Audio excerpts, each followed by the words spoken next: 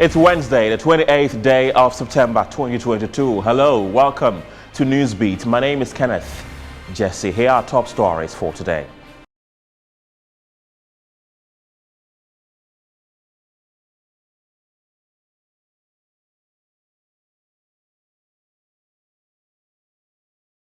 Government confident of securing a deal with the IMF in December as it has begun a debt sustainability analysis with the fund.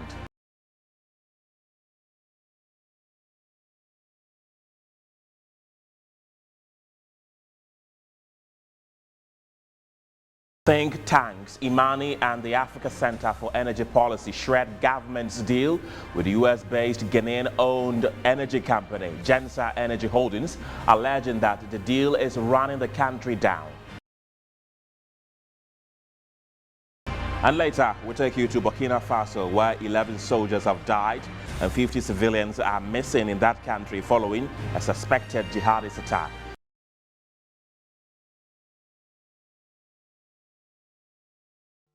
Hello again. Member of Parliament for Adansia Sokwa, who doubles as Member of Mines and Energy Committee of Parliament, Katie Hammond, has described publications of Imani Africa and ASEP, claiming that Ghana is losing $1.5 billion in the energy sector as false and baseless. The deal between GMPC and US-based Ghanaian energy-owned company Gensa Holdings has come under intense scrutiny by the think tanks who believe the country is being run down.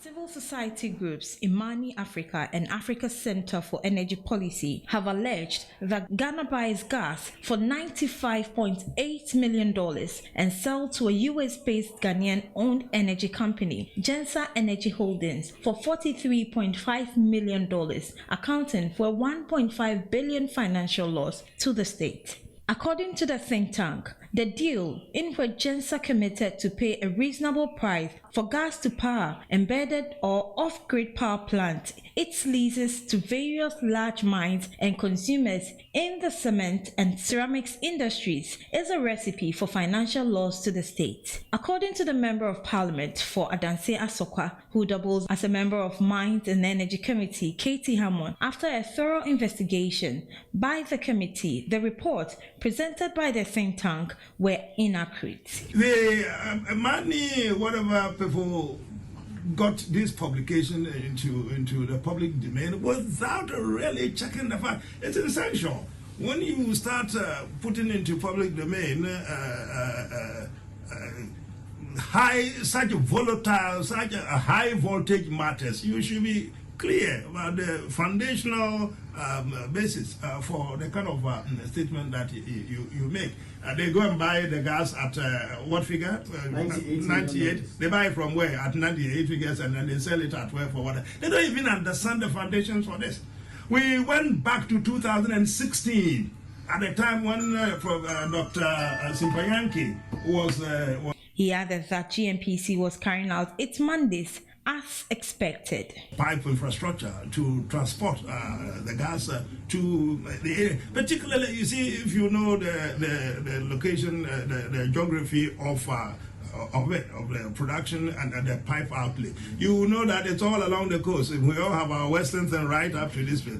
There's government, the Ministry of Energy wants an extension inland to Kumasi and then of course to the bauxite and those other areas. You see, so you go and get this sensational article running. But you know, we are watching. We have individuals who are doing all sorts of things. There are people who are colluding.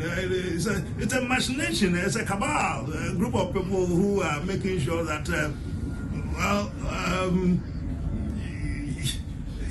there are people who don't wish others well. I don't think that's right. Essentially, that's the issue. Yes, yeah, go.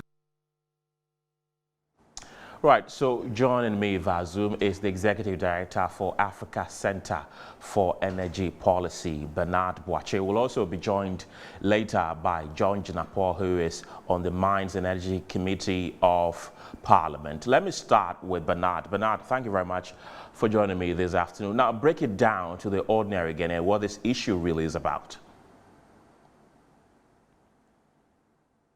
Thank you. First of all, my name is Benjamin Boache.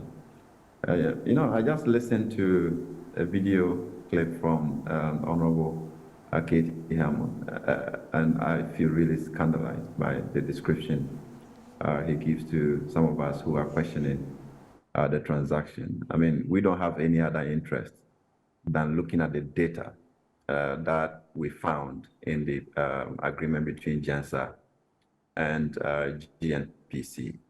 And I'm surprised that he contends the issue without even speaking to any number and proceed to make all manner of accusations. I mean, we have a contract that says that GNPC is going to sell gas to JANSA at the cost of $2.79. And they themselves, in the same contract, indicates the discount that they are giving to JANSA. I didn't write that in the agreement. It's GNPC that agreed with JANSA to discount that gas at $3.26. And then they're saying that if they do a further extension of the pipeline, they'll give them further discount to bring the gas to $1.72. I didn't write that in the agreement. So these are specific numbers that we are raising concerns about. So if the honorable member thinks that those numbers don't exist in the contract, or they have a different contract, he could speak to those specifics and let us protect the interest of the state by looking at those numbers. Right. All right. So for us, we don't see why that discount should be given to a private company, because these companies are competing with other players in the space. We have VRA generating power and buying at 6.08. And that 6.08, you and I pay for the full cost through the power that is generated. Now, the company that buys the gas and sells to mining companies rather gets a discount, all right, and outcompete all the power sector agencies. And now they're the ones supplying power to the mines. Because of that, VRA has lost 40 megawatt contract with the mines.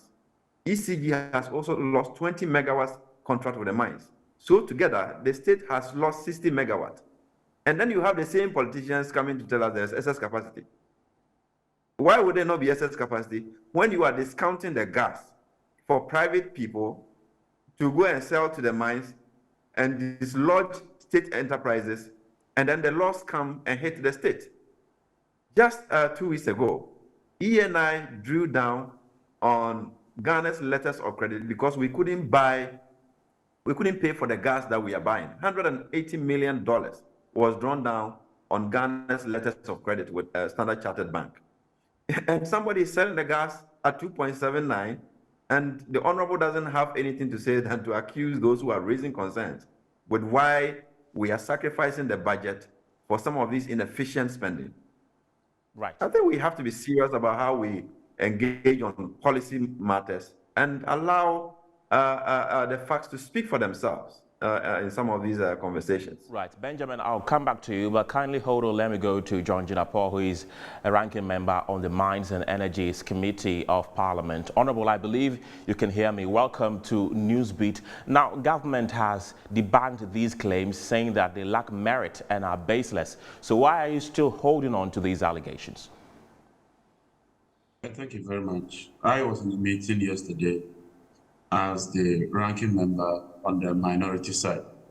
Let me confirm to you that GNPC couldn't answer most of the questions.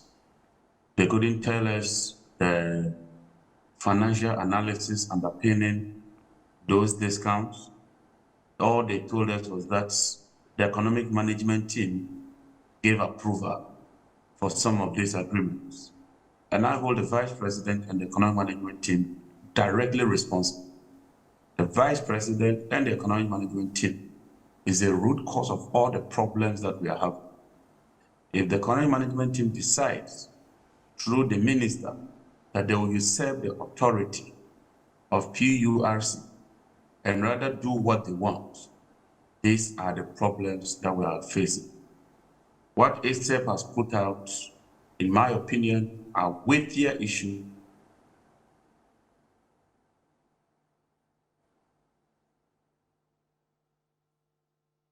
Hello, Mr. Jinapor, can you hear me? Right, we seem to be having connection problem getting to John Jinapor. Can you hear me? Right. Let me go to Benjamin for a wrap-up. Benjamin, so what is your next line of action? No, I mean, civil society in general will have to respond to the concerns. We would look at the matters that have been raised by the committee and respond appropriately. We will continue to engage on the facts and the agreement that has been signed. We will not reduce this conversation to accusations and pointing fingers. We have no interest but the state's interest. Right. And let everybody come around and let's interrogate the numbers. And we still stand by the fact that the discount that we are providing to GENSA is $1.5 billion. If you look at its impact on the total energy sector, you're looking at about $3.6 billion. So that has to be explained away. What are we getting in return for that kind of subsidy that we are granting to a private company? And I don't think we should allow politicization or accusation or insult to divert attention from that reality. That if we allow this to stand, you and I will have to pay for it, okay? And we don't have to allow that to happen. We need to open up the conversation and let GMPC answer the question. You heard the honorable member saying that GMPC couldn't answer the questions. And in fact, the presentation that I've seen that GMPC did to Parliament, in fact, that presentation is different from the contract and raises even far more questions, at this moment, and we'll respond appropriately. Right. Benjamin Boakye, glad you could speak to us this afternoon. Now, Finance Minister Ken Ofori-Atta says government is currently working on a debt sustainability analysis with the IMF to formally pave way for the release of funds to support the Ghanaian economy, which has been in crisis for years. Government is committed to ensuring that a comprehensive package is negotiated with the aim of restoring and sustaining macroeconomic stability, ensuring durable and inclusive growth, and promoting social protection. As stated in our press release dated 26 September 2022 on the commencement of the IMF negotiations, having a sustainable debt path is a prerequisite for the IMF program. Therefore, the IMF, World Bank, and the Ghana team are currently undertaking a debt sustainability analysis to inform the program negotiations. In addition, the IMF and government team are working to update the medium-term macro-fiscal framework to inform IMF program design. Also, the government team and the IMF team are discussing policy measures and structural reforms proposed in an economic program aimed at addressing the economic challenges facing the country towards restoring and sustaining macroeconomic stability, fiscal and debt sustainability, as well as promoting durable and inclusive growth and social protection. Ladies and gentlemen, we simply have not reached any agreement with the fund on the parameters of any debt operation as we are in the process of completing the debt sustainability analysis. Government shall continue to actively engage all stakeholders in a clear and transparent manner as we seek to fast-track the IMF negotiation process. Ghana needs a viable domestic financial system to support its development program, especially in these 3 years with limited access to international capital markets. Therefore, everything must and will be done to protect our financial sector.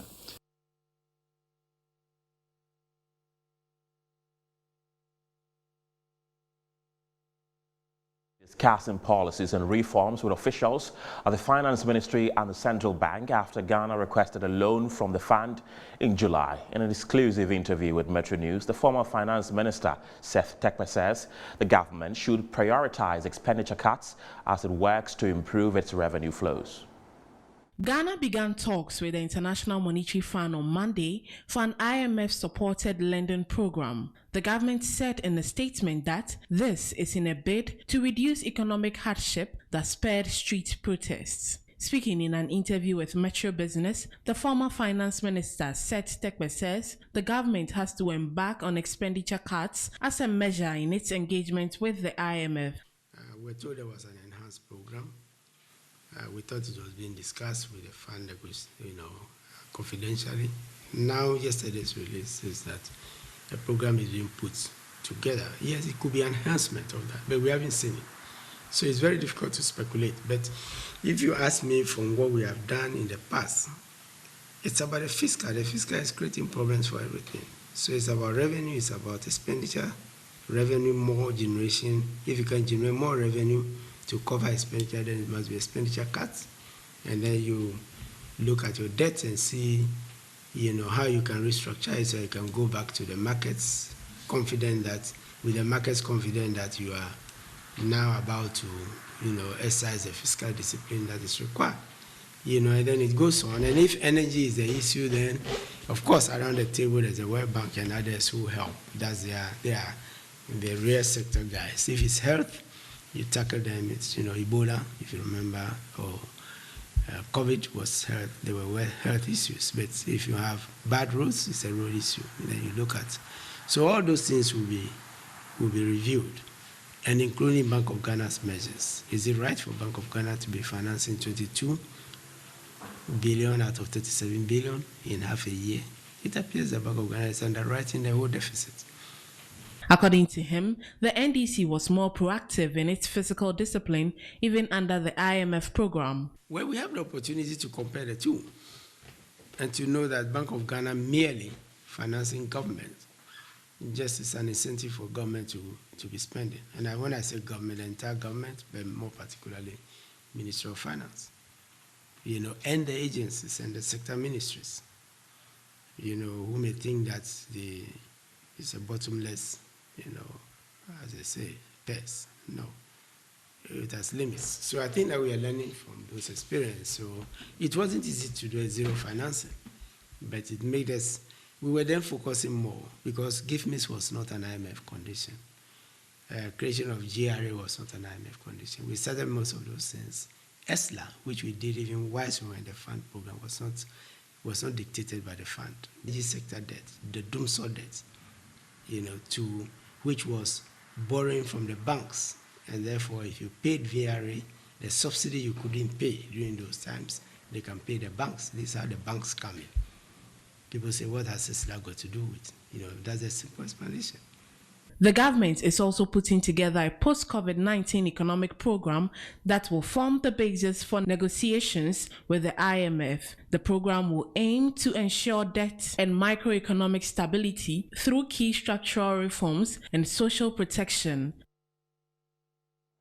Let's still stay on issues related with the IMF as the Member of Parliament for Ifija Kwabre North, Collins Adumako Mensah, says debt restructuring will help government put its house in order and also put the economy in the good books of the IMF. While the editor of the Insight newspaper, Kwesi Pratt Jr., says the economy is at a standstill and believes that the IMF may turn the country down and will not give it a dime. But we have to be careful because of the way the financial sector operates. I mean, a statement here or there can throw the whole thing out of gear. And as you said yesterday, people were calling you and asking you whether they should go and disinvest their T-bills and all that. I just want people to be rest assured that at this particular moment, that is not the decision of government. But I believe very strongly, this is a personal view, I think this discussion about restructuring should have even started a long time ago. I mean, all countries do it. It's not a big deal. It's not strange or new in the financial sector. If you have a challenge, even as an individual, you take a loan from a bank, and at a point in time, your repayment becomes difficult for you to repay. You can go back to the bank, have a discussion with the bank for them to restructure the facility for you. Ghana at this moment looks like we're in that particular situation. The points, what is making people scared is what will be the approach of the restructuring, whether it will lead to people losing their money. That is where the fear is. A haircut or an extension of tenure. The fact also is that you can go through all these rigorous procedures and so on. And at the end of it, the IMF will simply come to the conclusion that, look, you are in such a bad place that you need to manage your affairs properly, as defined by IMF. And then until you have done that, there's no money for you. Yes. So it's not every program that comes with money. Exactly. Yeah. So the IMF can simply say that, look, increase taxes, cut expenditure on employment and so on, but we won't give you a dime. And then we'll wait for 1 year, for 2 years, see how you perform before we bring in some money. That is also one of the possibilities. So this idea that we're going to the IMF and that by December we are going to get into our accounts $3 billion is just fiction, raw fiction. It is nowhere near reality. If you're watching us on DSTV, this is channel 277, and on GoTV, this is channel 170. Newsbeat returns after this break.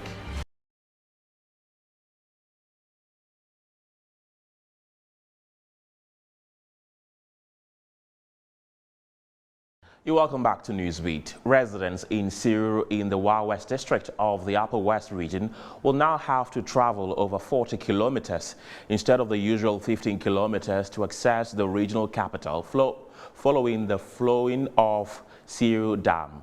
Now, school children are also advised to stay at home. Meanwhile, the assemblyman for the Siru electoral area, Richard Wulu, is therefore appealing to the DCE and NADMO officials to, as a matter of urgency, visit the site with engineers to assess the situation and provide temporal measures so residents can use the route.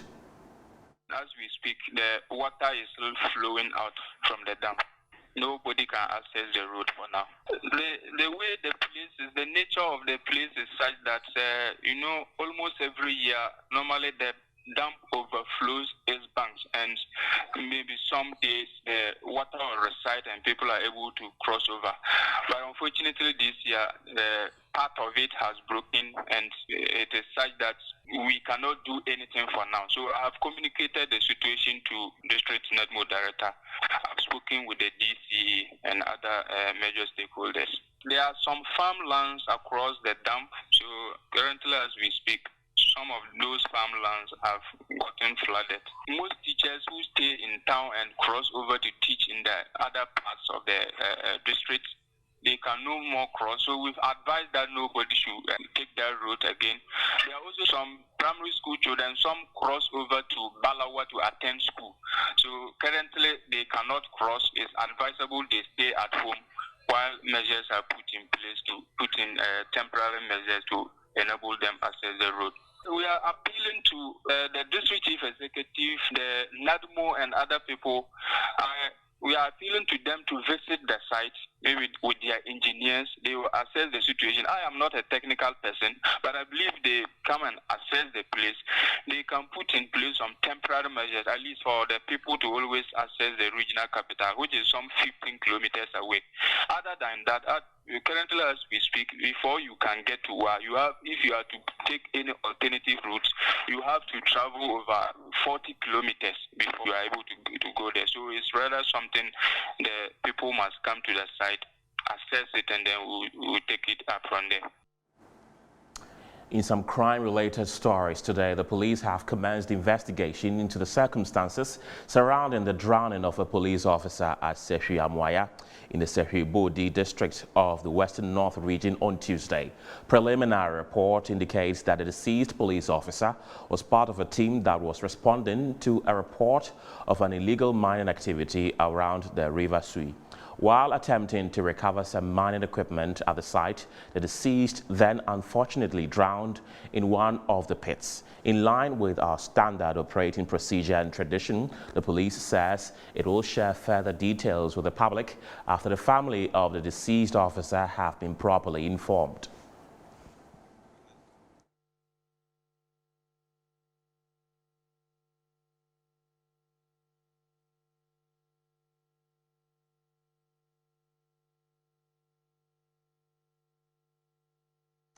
Now, the leadership of the Ghana National Association of Small-Scale Miners have declared war against traditional authorities who are involved in illegal mining activities in the country, destroying water bodies and forest reserves.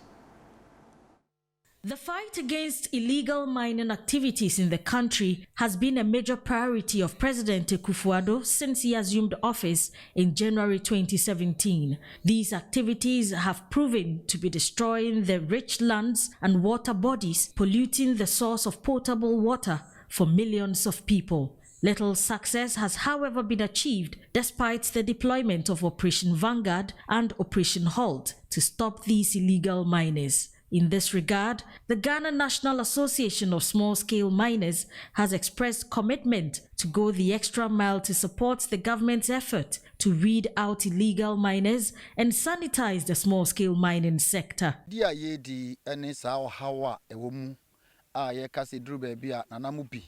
Ewo ensasha se na ade ne de enye kotokom ha nko na yenim sa ade no na yenim o baby bebre na ye de yebedi nkan asre ene se aban enta yachi na no ye ne minister shia ye de to anim na ye pe support wa mbe support ye nse yebetuma ye se adwuma no na enam so amasa wona sebi nanamu bi ewo nkrase a wo mo edi dwuma no ma sebi ekoka nanam mpanimfo abrempon otumfo no yetima pasafo no ho entoma isanse adwuma no yade a eha adwen yie pa. The national commander of the task force, Don Chebe, reiterated efforts made in a 2-day operation at Kotokuom and Amada in the Echumamponua district of the Ashanti region. On his part, the district chief executive officer of the Echumamponua district, Isaac Kofi Mafo, declared his commitment to support the association to flush out illegal miners.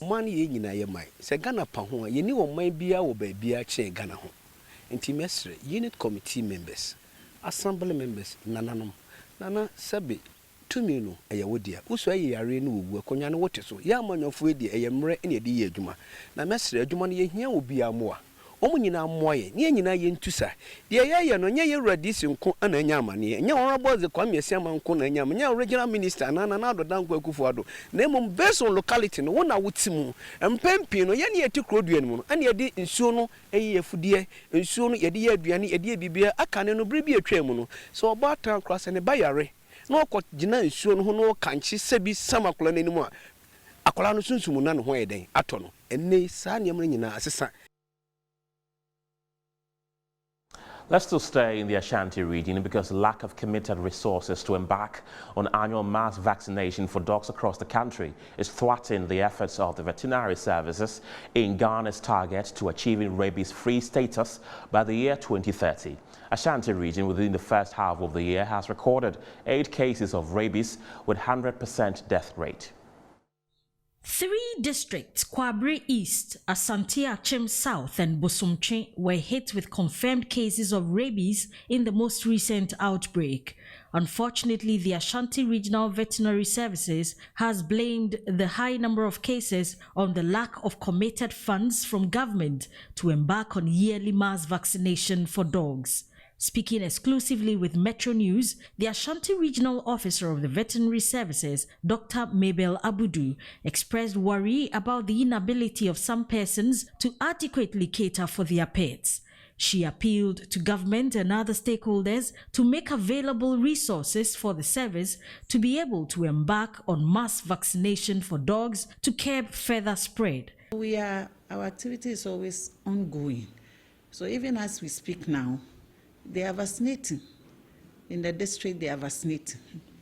But if we want to get the greater benefit, then we are advocating for mass rabies vaccination, because that is where we can get to about 99% of the coverage, the whole Ghana. Dr. Mabel Abudu disclosed that despite the challenges, her outfit still provides rabies vaccination, routine health care for animals, and other killer diseases of animals. In fact, if you are comparing it to human deaths, then it's better it's cheaper to bring the pets for vaccination.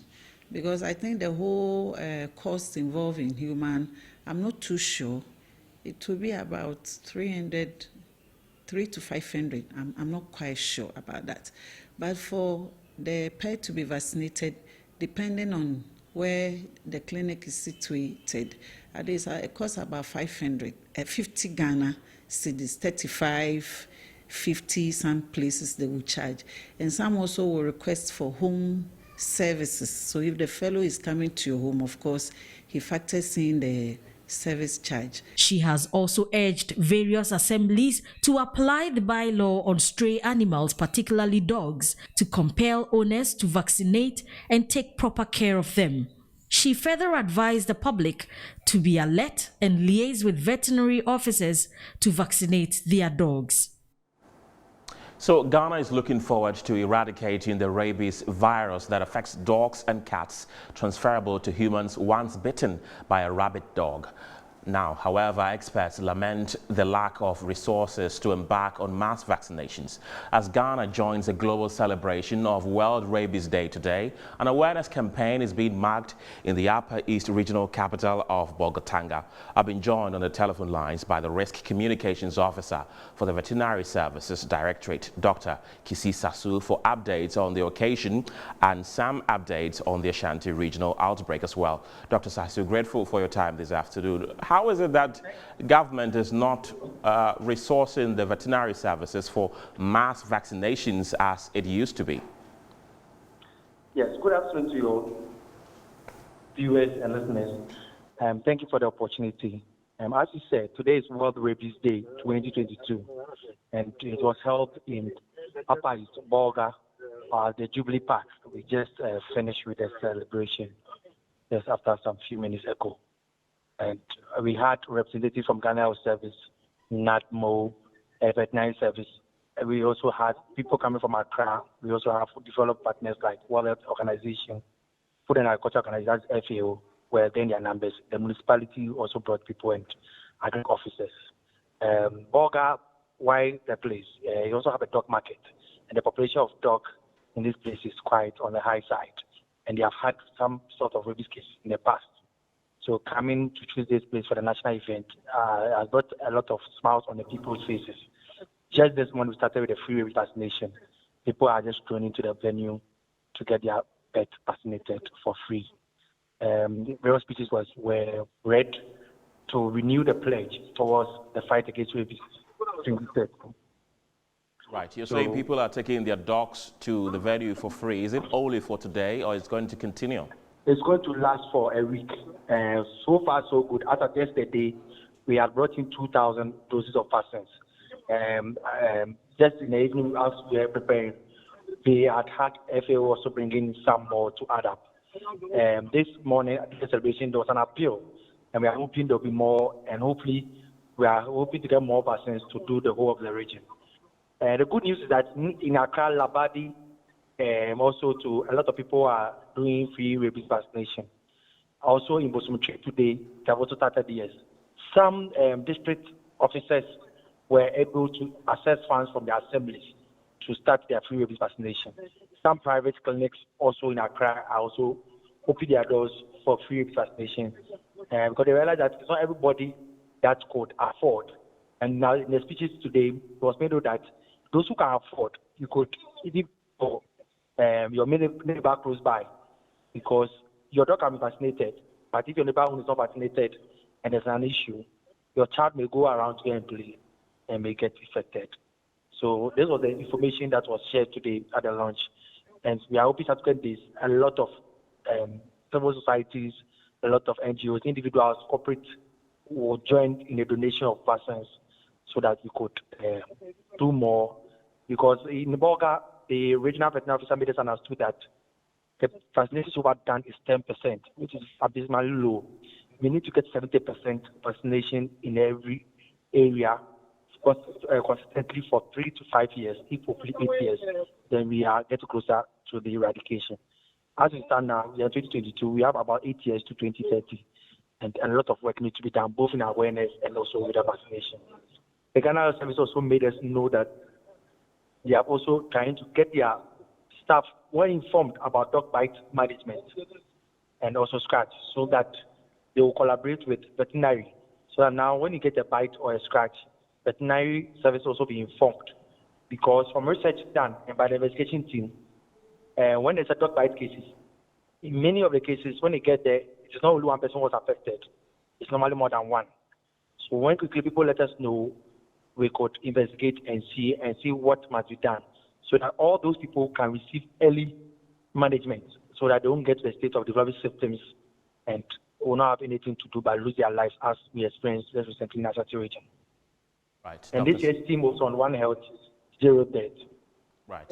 Dr. Sasu, thank you very much for your time this afternoon. Business News is next.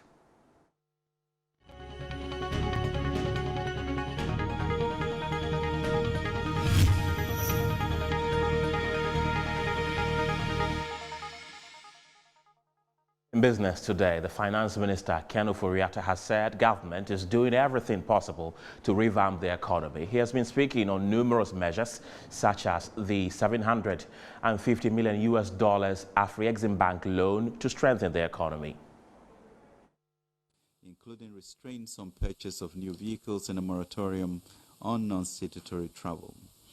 As part of measures to shore up our reserves, improve exchange rate stability and address some of the funding needs, the ministry successfully worked on the $750 million Afri-Exim loan facility, which was received in August 2022. We thank Parliament for the accommodation in this also. The traditional cocoa syndication loan expected in the last quarter of 2022, which will promote the cocoa sector, will further help us build our foreign exchange reserves and provide a strong buffer for the cedi in the last quarter of the year. Additionally, the Bank of Ghana has introduced enhanced measures such as a special foreign exchange auction for bulk distribution companies and a gold purchase program to contain the preparation of the cedi, which is now slowing down. So far, provisional fiscal development for January to July 2022 presented within the context of the 2022 budget revised deficit target of 2.6% of GDP and a primary balance of 0.4% of GDP. 1. The overall fiscal deficit amounted to 31.1 billion, 5.3% of GDP, against a target of 31.2 billion, about 5.3% of GDP. And that the corresponding primary balance for the period was a deficit of 7.6 billion, 1.3% of GDP, against the... Right, so that was the Finance Minister, Ken Ofori-Atta. Now joining me via Zoom is economist Courage Boti to help us understand what the Finance Minister said. Courage, grateful for your time. I believe you can hear me. What do you make of the Finance Minister's briefing on the economy? Good afternoon to your listeners. First and foremost, I think very necessary that they talk to the public and investing community about the situation, the challenges, and what they are doing about it. It's just coming for me a little bit too late. We've allowed speculation to fester a lot on the market, affecting sentiments. There is a maturity coming up next week. I doubt any investor will want to put money into it because of the speculation we've allowed fester. So that is my initial comment. But into the substance of the matter, I think he's trying to allude to the fact that there has been some interventions earlier, which hasn't really gained the traction. He alluded to the inflation problem, the exchange rate problem. These were all part of really why we are here. I was just discussing with a colleague that the mere fact we've had over 40% depreciation this year alone will add so much to the debt stock, which is not out of new borrowing. And so rightfully so, debt has become a topical issue that needs to be looked at. I think the debt sustainability analysis ongoing will reveal so much and maybe the approach to it. What I gathered from what he tried to do today was to try to convince the market that, hey, we haven't gotten to that decision yet. Right. I believe from my reading of the data and the info around that, there could be potentially some debt restructuring. Will it be domestic debt? Will it be external debt? It could be both. But the scale and then the manner in which to go about it is something we can all not speculate about now, because the fine details will come out later. And I feel IMF, first and foremost, is interested in stability. And by stability, it will be economic stability, financial sector stability. So they wouldn't recommend for government anything that would jeopardize the financial sector they so much impress upon government to clean up, really. And I think if they are talking of debt restructuring in the form that was speculated, that could be very, very, very posing serious problems to the economy, really. So I guess the whole essence today is to try to assuage market fears and then try to get people to maybe roll along a little bit more until concrete decisions are made. I get a sense also that the president has spoken to the MD of the IMF, and we could be in for maybe a fast-track negotiation towards a program, so that, and I have maintained in my previous conversations that if we start the 2023 budget cycle without a program, we could have more serious problems than we had this year, really. And so the sense I'm getting is some of the program components and policies and things that will be implemented are supposed to be fast-tracked and included in the 2023 program, which I think is fantastic. We need that to arrest the slide. We need that to get the market back on our side. Of course, you won't get European investors and foreign investors running back into the economy just immediately. But I think it's important we hold the slide now, and then we can build on from there. So those are the sentiments I got from the speech today. You could bring up the topical issues for maybe further analysis. Right, very insightful. Thank you very much for speaking to us this afternoon. Courage Buti is an economist. In other business stories today, the Bank of Ghana, in a press statement, has warned individuals who have acquired loans through mobile money platforms and have deliberately refused to register their SIM cards in order to evade paying these loans. According to the Bank of Ghana, failure to repay these loans will attract negative repercussions on defaulters' credit reports or history and could adversely affect any chance of obtaining loan facilities from other financial institutions or credit facilities in the future.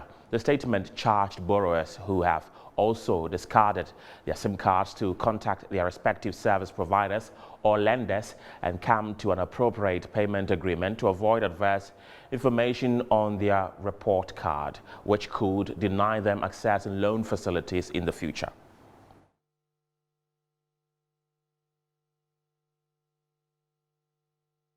Right, Phil John Corte is already in the studio for the latest in sports after the break.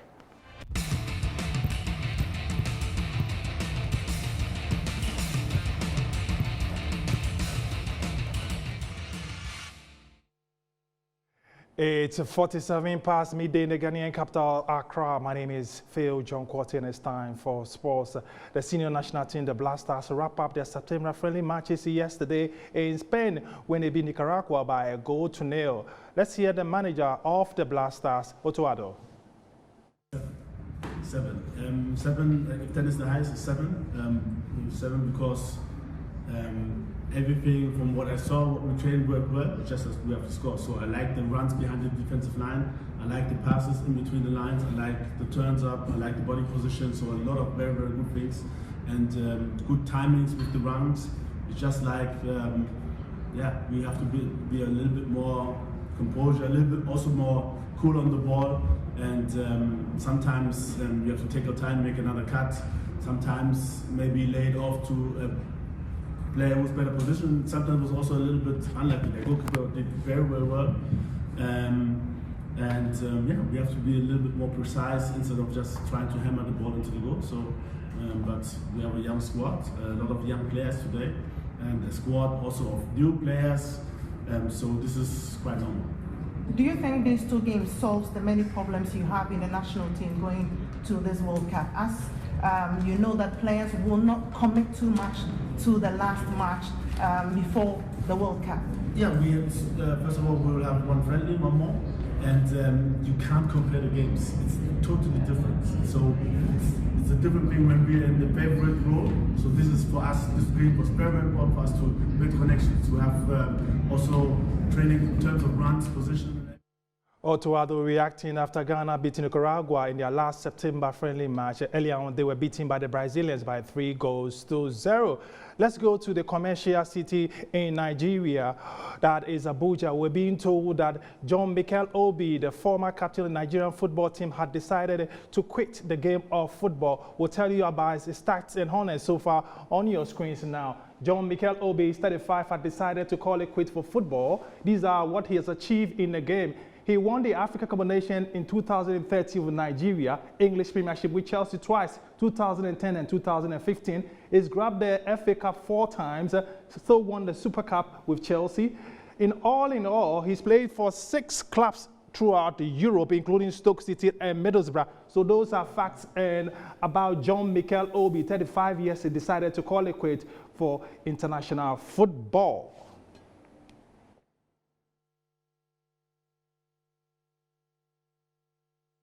Let's focus on European football. Yesterday, some matches to wrap up the Euro Leagues. Will bring you the results. In Braga, Portugal were beaten by Spain. They left it very late. Alvaro Morata scored that only goal. Then in Geneva, Switzerland beat Czech Republic by 2-1. Northern Ireland, they were in Belfast. They played against Armenia. They won by 3-2. In Kiev, it ended goalless between Scotland and Ukraine. Albania also drew 1-1 with Iceland, whilst in Oslo, Serbia stood tall against Norway. In Stockholm, Sweden drew 1-1 with Slovenia, whilst in Athens, Greece managed to beat Northern Ireland by 3-1. Then Kosovo, despite all their political troubles, managed to beat Cyprus by 5-1.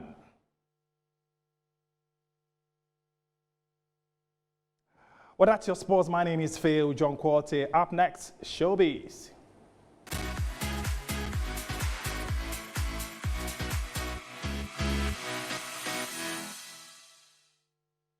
It's time for entertainment, and let's begin with this story that's been making the rounds on social media, where Ghanaian musician Kirani Ayat has called out President Akufo-Addo and the Ghana Tourism Authority for wrongfully using his music video for the song Guda in a recent Visit Ghana promotional video posted by the president's handle on social media.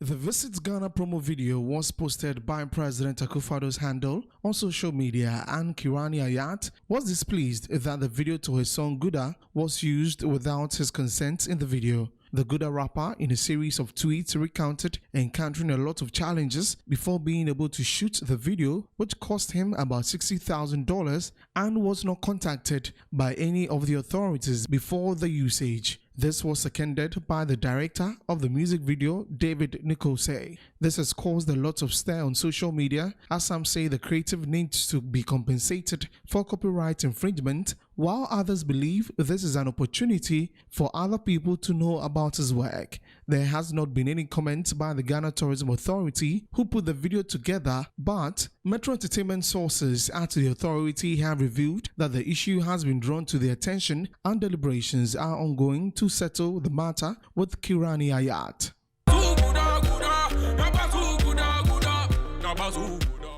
Well, just as was mentioned that our sources mentioned that there were deliberations going on about this issue, the Ghana Tourism Authority have released a statement with regards to this, as you see on your screen, and it reads that our attention has been drawn to a tweet by Kirani Ayat and a publication by Ghana regarding a video produced by the Ghana Tourism Authority, GTA, which has been shared on our platform since 2019 and recently on the social media handles of the president. For the record, the footage in question was acquired legitimately from a bespoke creative agent as part of a project in 2019.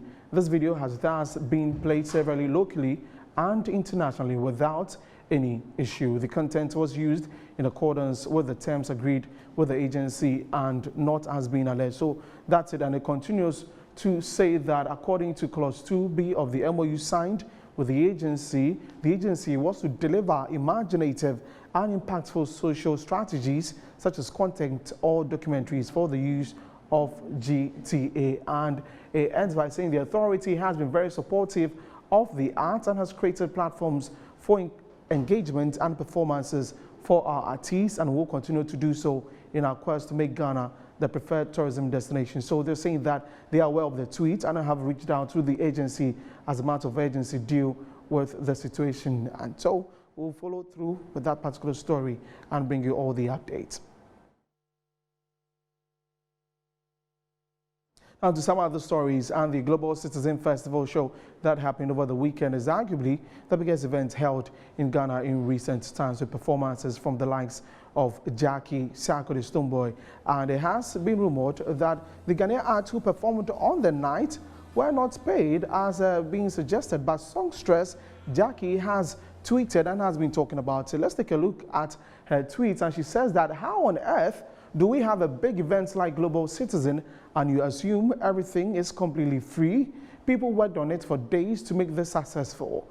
When I say we were paid and everyone on stage was paid, I only meant that there was investment in the performances. And there's another tweet that she added on Twitter about this particular issue, and she said that we all believed in the cause and the change it will bring, hence agreeing to be a part of it. Yes, Global Citizen did not pay us for our performances, but invested in our performances and made sure the team was good and comfortable. So that was Jackie's tweet there about this whole issue. We'll follow through on that also and bring you the details. But that's it for entertainment for now. I am Desmond Okrekudan. So up next is international news.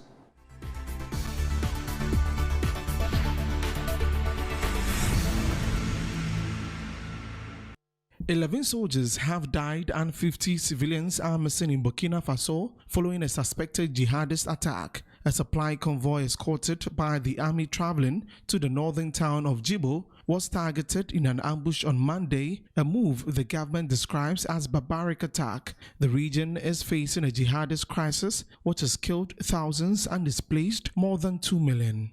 Kenya's new president, William Ruto, unveiled his cabinet on Tuesday. The 22-minister government includes a former Central Bank of Kenya governor to the finance ministry, while William Ruto pledged during the campaign to bring parity into his government. Only 7 women have been appointed out of a total of 22 ministers. The European Union has rejected the illegal annexation votes Russia held in 4 occupied regions of Ukraine and their falsified results. Ukraine's President Volodymyr Zelensky condemned the Russian staged referendums, which reported huge majorities in favor of joining Russia, as a farce.